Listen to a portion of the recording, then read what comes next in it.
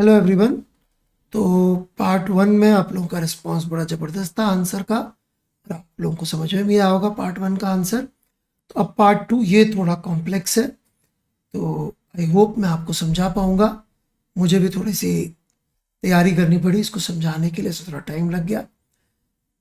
तो let's begin.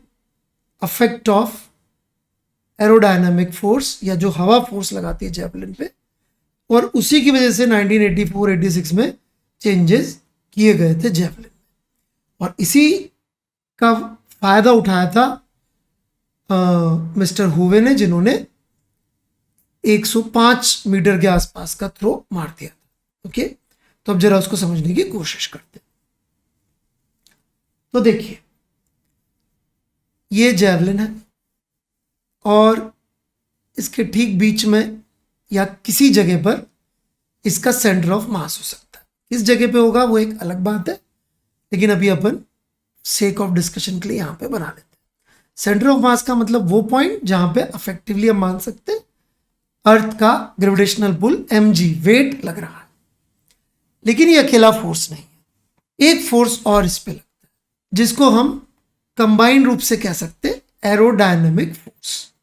ये aerodynamic force एक पॉइंट सेंटर ऑफ प्रेशर पे लग रहा है अफेक्टिवली, मतलब लगता तो पूरे ऑब्जेक्ट पे ही है, लेकिन अपन मान लेते हैं कि अफेक्टिवली ये एक पॉइंट पे लग रहा है। और इस फोर्स को हम लोग अपनी सुविधा के अनुसार दो हिस्सों में तोड़ के समझते हैं। एक फोर्स तो हम मान लेते हैं जो कि लिफ्ट वाला पोर्शन है, जो कि इसको उठाएगा। ये फोर्स बहुत इंपॉर्टेंट है, क्योंकि यदि लिफ्ट फोर्स बड़ा होगा तो आप देख सकते हैं mg का काट रहा होगा, यदि mg को कम कर रहा होगा mg के इफेक्ट को, तो ज़्यादा देर हवा में रहेगा, ज़्यादा देर हवा में रहेगा तो ज़्यादा दूर तक जा सकेगा। एक फोर्स और लगता है इसी का एक और हिस्सा एरोडायनेमिक फोर्स का, जिसको हम लोग ड्रैग कह सकते हैं। अब यहाँ पे एक बात समझिएगा कि जो लिफ्ट फोर्स है ये एक चीज पर डिपेंड करता है, जिसको टेक्निकली बोला जाता है अटैक एंगल। अभी अटैक एंगल क्या चीज है ये थोड़ा सा आपको समझना पड़ेगा।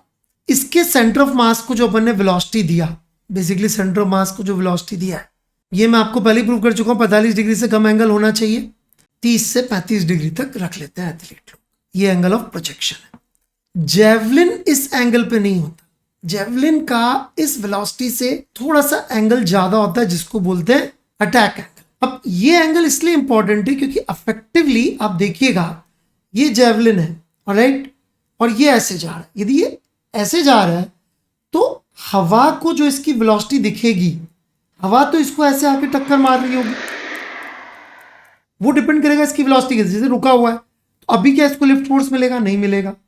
इसको जो लिफ्ट फोर्स मिलेगा वो इस पर डिपेंड करेगा कि इसकी वेलोसिटी किधर है। तो इसकी वेलोसिटी मान लीजिए इधर है, तो ऐसे करके इसको एक वेलोसिटी के परपेंडिकुलर एक फोर्स लग रहा होगा, जिसका एक कंपोनेंट है लिफ्ट फोर्स। जैसे हवाई जहाज में भी ऐसा होता है, जब हवाई जहाज उड़ता है, जब उसको उड़ना होता है तो थोड़ा एंगल ऐसे रखता है हवाई जहाज। ऐसे क्यों रखता है? ताकि वो लिफ्ट ज्यादा से ज्यादा पाके ऊंचा जा सके। और जब हवाई जहाज एक बार हॉरिजॉन्टल फ्लाइट में आ जाता है, जब उसको लेवल मेंटेन करना होता है, तब ऐसे नहीं चलता हवाई जहाज, तब फिर सीधा चलता है। क्यों? क्योंकि अभी उसको लिफ्ट फोर्स सिर्फ mg को बैलेंस करने के लिए, अभी उसको ऊपर और नहीं जा। तो जो लिफ्ट फोर्स लग रहा है ये डिपेंड करता है अटैक एंगल पे। अब पहले जो होता था 1984 के पहले, उसमें जो सेंटर ऑफ प्रेशर होता था वो शुरू में होता था आगे, तो इससे क्या होता था कि लिफ्ट फोर्स मिलता था जो इसको और अटैक एंगल बढ़ा देता था। वो अटैक एंगल बढ़ने से क्या होता था? वो अटैक एंगल बढ़ने से इसका एंगल शुरू में आप देख सकते हैं बढ़ता था, लेकिन जब ये थोड़ा एक लिमिट से ज्यादा बढ़ जाता है तो क्या होता है, ये लिफ्ट फोर्स तो मेंटेन रहता है, लेकिन अटैक एंगल कम होना शुरू हो जाता है, और साथ साथ ये जो पॉइंट है सेंटर ऑफ प्रेशर ये पीछे शिफ्ट हो जाता है। और जैसे ये पीछे शिफ्ट होगा, अब क्या कहानी हो रही है, अब ये इसको फ्लैट कर देगा। जैसे आप देख सकते हैं ये इसको फ्लैट कर देगा। अब यदि इसको फ्लैट कर देगा तो प्रॉब्लम क्या होगी, जब ये यहाँ लैंड करेगा तो हो सकता है पूरी तरह से अंदर ही ना जाए, तो एक तो कंफ्यूजन हो जाएगा कि गिरा कहां पे, तो इस वजह से डिस्क्वालिफिकेशन हो जाते थे। दूसरा, शुरू में फेंकते हुए छोटा सा भी वेरिएशन आ जाए तो ये लिफ्ट फोर्स काफी वेरिएबल हो जाता था। मतलब कि एक ही एथलीट एक ही कंपटीशन में 4 बार फेंकेगा तो हो सकता है एक 60 मीटर गिरे, और दूसरा 90 मीटर गिरे और उसको पता भी नहीं पड़े मैंने चेंज क्या किया, क्योंकि ये centre of pressure continuously vowel करता था, इधर से जाता था, लिफ्ट फोर्स को वेरी कर देता था। लेकिन फिर भी most of the time lift force जो है इसको ऊपर की तरफ अच्छा खासा लगता रहता था, जिसकी वजह से रेंज बढ़ते बढ़ते बढ़ते बढ़ते उआन हुए केस में 105 डिग्री पहुंच गए, 105 मीटर पहुंच गई थी। तो वो जो स्पेक्टेटर्स थे उनकी जान खतरे में पड़ने लग गई और वेरिएशंस भी बहुत ज्यादा हो रहे थे। तो जो फेडरेशन थी जेवलिन थ्रो वाली, उन्होंने डिसाइड किया थोड़ा सा चेंज करते। उन्होंने क्या चेंज किया? उन्होंने चेंज किया कि जो सेंटर ऑफ मास है उसको उन्होंने शिफ्ट कर दिया थोड़ा सा आगे की साइड, आगे का वजन कर दिया। तो अब सेंटर ऑफ प्रेशर वेरी भी कर जाए लेकिन वो रहता पीछे ही है। पीछे रहने से आप देखेंगे वो क्या कर रहा है, वो हमेशा इसको आगे की तरफ टिल्ट करने की कोशिश कर रहा है।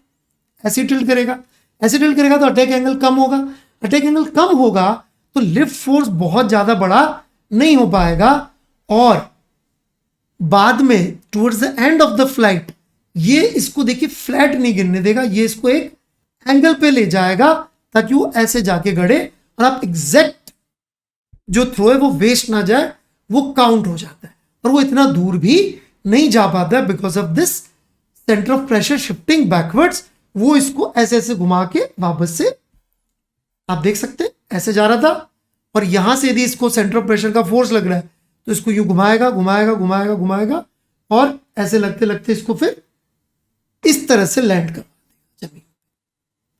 तो इसलिए चेंज किया गया और अब लिफ्ट फोर्सेस इतने कम हो गए हैं प्रेजेंट सिनेरियो में कि वो 105 डिग्री का जो रिकॉर्ड है उसको एटर्नल रिकॉर्ड बोला जाता है 105 मीटर का, कि अब वो नहीं पहुंच सकते क्योंकि उन्होंने चेंज ही ऐसा कर दिया है।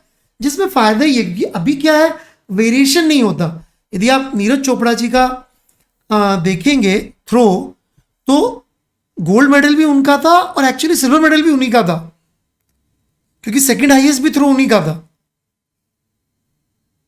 क्यों? क्योंकि अब वो इनिशियल वेरिएशंस का असर खत्म हो गया। अभी सेंटर ऑफ मास से सेंटर ऑफ प्रेशर हमेशा पीछे रहता है तो हमेशा उसको ऐसे ही घुमाता है। फिर भी यदि आपको इसके बारे में ज्यादा पढ़ना हो तो हमने डिस्क्रिप्शन में 2 लिंक्स डाले, इन्होंने बहुत अच्छी रिसर्च करके डाली है, काफी पुराने आर्टिकल्स है, आप चाहें तो पढ़ सकते हैं। मैंने उसकी समरी प्रेजेंट करने की कोशिश करी है। Thank you.